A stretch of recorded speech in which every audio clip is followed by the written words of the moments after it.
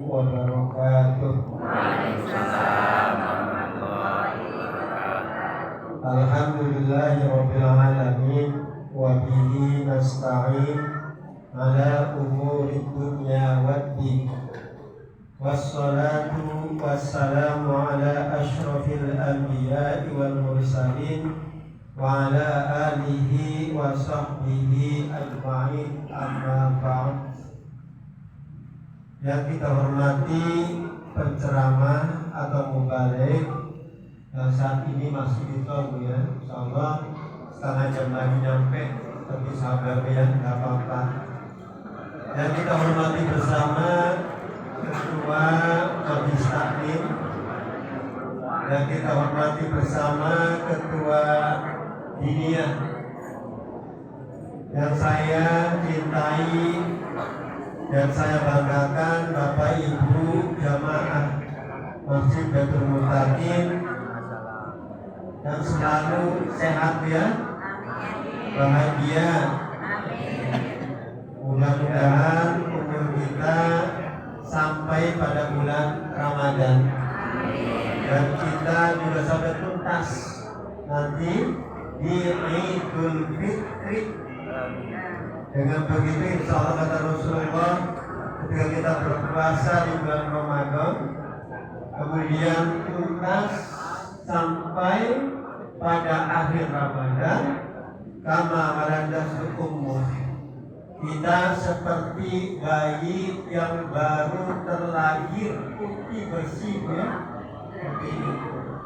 Bapak Ibu sekalian, pengajian pada malam hari ini sebagai launching apa Bu? Launching itu apa Bu? Pembukaan. Launching itu pembukaan dalam rangka rangkaian kegiatan Ramadan. Jadi Bapak Ibu sekalian, kita dituntut untuk gembira dengan datangnya bulan Ramadan.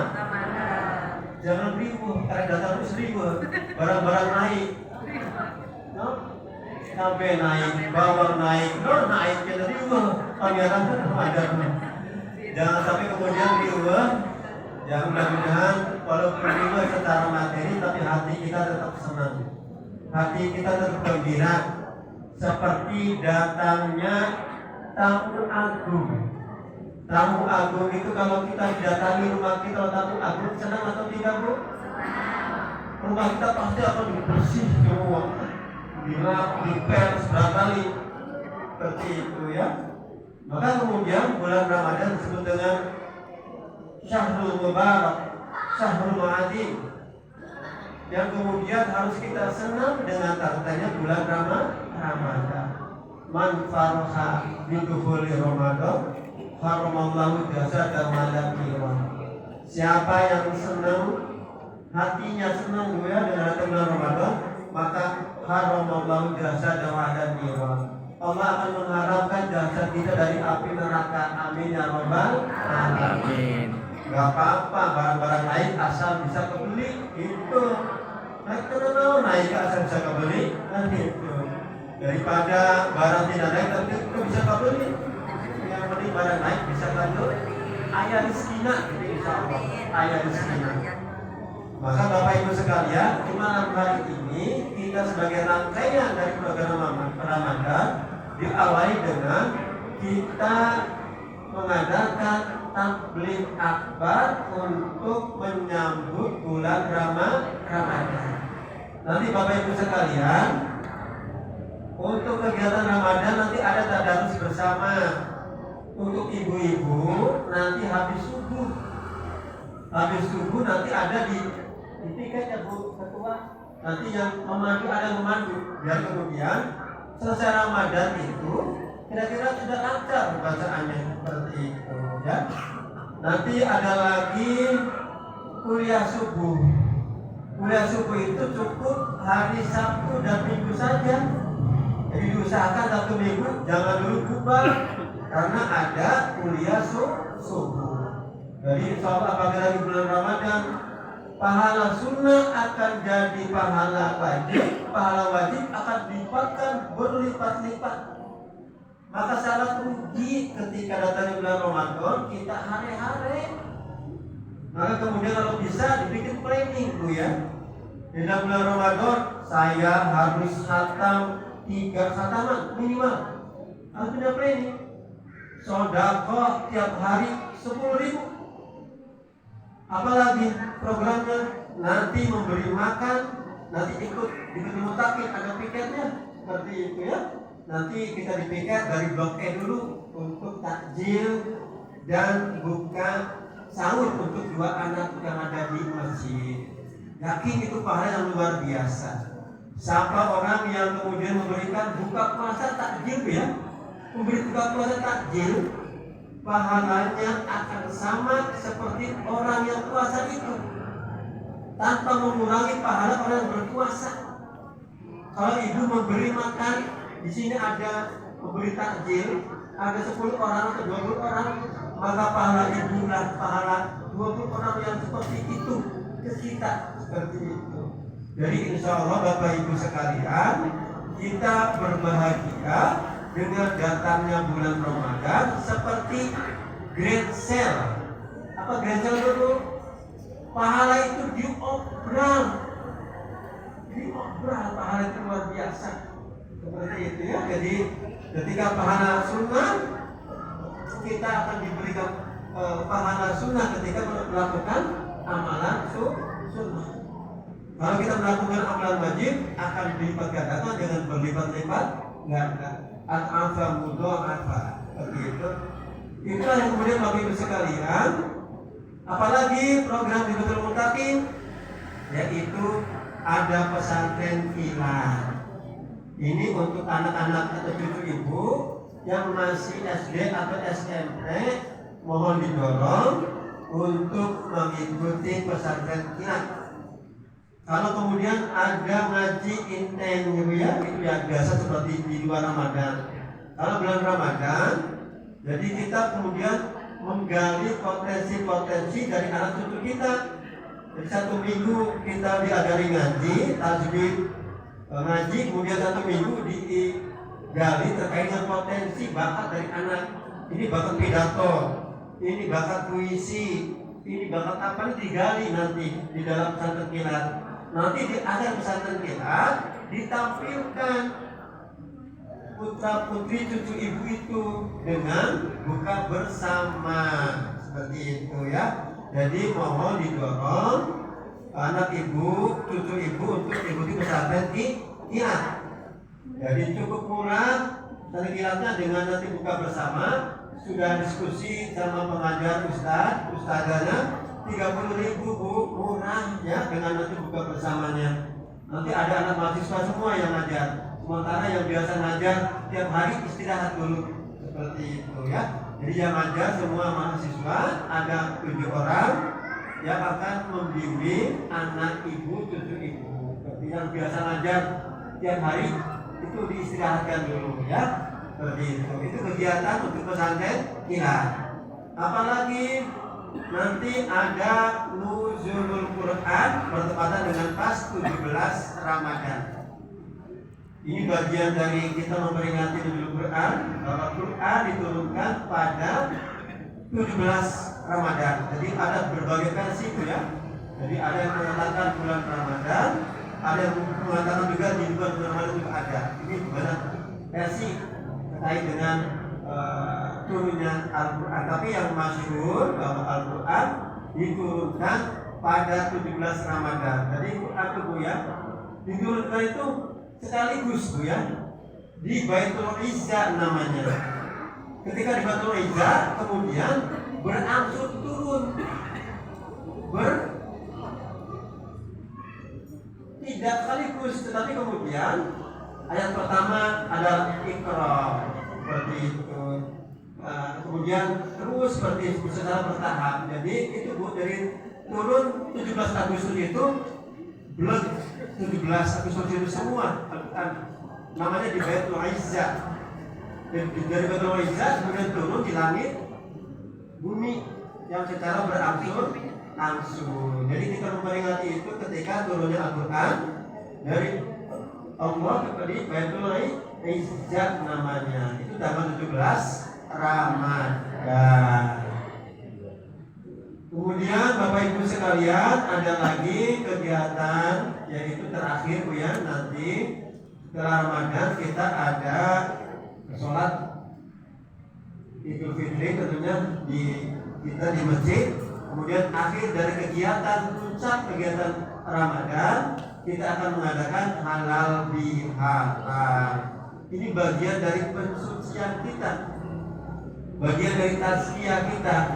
Kita kepada Allah dengan puasa, insya Allah kita akan semua diampuni Allah, seperti itu. Tetapi secara hakul adami tidak bisa hilang Bu ya. Jadi berbuat dosa kepada Allah mudah, kita tobat istighfar, tidak akan mengulangi, insya Allah Allah akan mengampuni dosa itu.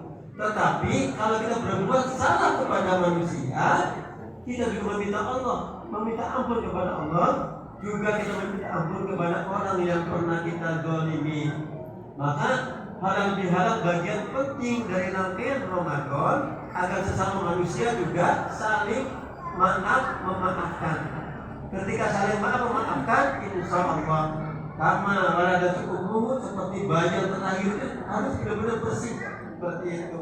Maka Bapak Ibu sekalian, berbuat dosa kepada Allah itu mudah dengan kita bertobat, kemudian kita meminta ampun, insya Allah selesai. Tapi kemudian kita berbuat dosa kepada orang lain, berbuat salah kepada orang lain, maka dosanya tidak bisa hilang sebelum kita meminta ampun kepada orang yang bersangkutan. Jadi lebih susah Bu ya. Jadi pernah memfitnah, pernah jadi bahan gunjingan, pernah apalagi Bu? Apalagi? Ya pokoknya yang pernah tidak enak lah cerita seperti itu. Maka kita kalau kemudian tidak minta maaf kepada orang yang bersangkutan, dosa kita belum hilang. Hati-hati Bu ya. Maka kemudian dalam hadis dikatakan ayyul muflis, ada orang disebut dengan muflis. Muflis itu ketika nanti di akhirat, di yaumil hisab, amal kebaikan kita ditimbang Bu. Amal kejahatan ditimbang. Ketika amal kebaikan kita ditimbang, ada orang yang mengadu kepada Allah. Ya Allah, orang itu pernah memfitnah saya. Maka kemudian amal kebaikan yang ada pada diri ibu dikasihkan kepada orang yang mengadu itu. Kemudian ada lagi datang sama mengadu bahwa saya digunting sama orang itu. Maka kemudian kebaikannya juga dikasihkan kepada orang itu sampai habis kebaikan kita. Ketika kebaikan kita habis, masih ada orang yang mengadu. Maka amal kejelekan orang yang mengadu dikasihkan kepada kita. Itulah yang disebut dengan muflis. Jadi hati-hati berbuat dosa dengan orang lain itu lebih parah, lebih susah menghapusnya daripada kita berbuat dosa kepada Allah. Bukan kita meringankan berbuat dosa kepada Allah saja, seperti itu lebih mudah, bukan begitu. Jadi dua-duanya harus diantisipasi, harus hati-hati. Itu ya Bapak Ibu sekalian. Itu Bapak Ibu sekalian, jadi di samping kita sebagai launching program Ramadan seperti itu, lupa Bu ya, besok bagian dari rangkaian kegiatan adalah ada pemeriksaan kesehatan gratis. Nanti dicek Bu, asam uratnya berapa, darah tingginya berapa, gratis. Dan ada terapi herbal juga gratis. Nanti katanya ada terapi dari perempuan juga ada, sama laki-laki. Jadi ibu-ibu nanti ada terapi perempuan besok jam 9 di halaman masjid. Jadi sebelum puasa kita dicek kesehatan kita. Mudah-mudahan sehat lahir batin, amin ya robbal alamin. Ayo kita mampukan masjid dengan kegiatan yang maslahat untuk kita dan jamaah seperti itu. Dengan dia insyaallah apapun yang kita lakukan selalu selesai. Buktinya masjid yang dulu kecil, alhamdulillah bisa sampai gede begini berkat ibu-ibu semua, berkat bapak-bapak semua, alhamdulillah.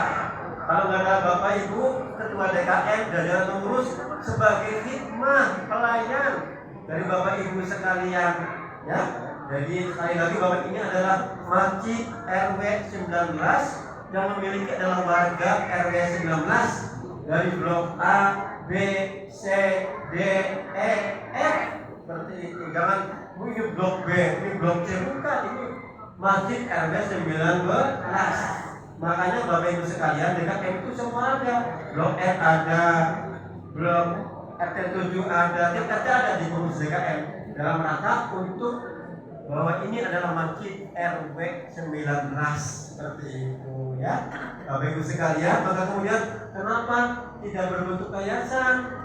Kalau Darul Fikri itu punya keluarga, jadi ketika dibikin yayasan tidak apa-apa. Yayasan itu Bapak Ibu sekalian, pembina, penasehat, pengurus itu susunannya. Pembina itu adalah dia yang menentukan siapa ketua DKM-nya, siapa pengurusnya, itu dia ketua pembina.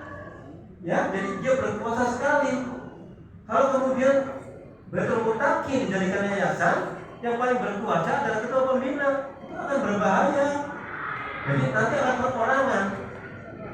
Kalau Darul Fikri itu punya keluarga wajar karena punya keluarga. Makanya saya tidak mau ini bikin yayasan karena nanti akan dimiliki oleh seseorang. Seperti itu yayasannya akan sangat berbahaya kalau yayasan. Darul Fikri itu punya siapa? Ya pendirinya, yang punya juga wakafnya Pak Haji Khalil. Jadi ketika dibikin yayasan, yang berkuasa itu Dewan Pembina. Kalau bukan yayasan ya kita jamaah. Mau ketua DKM-nya siapa? Itu ya masalah jamaah. Yang kuasa adalah jamaah.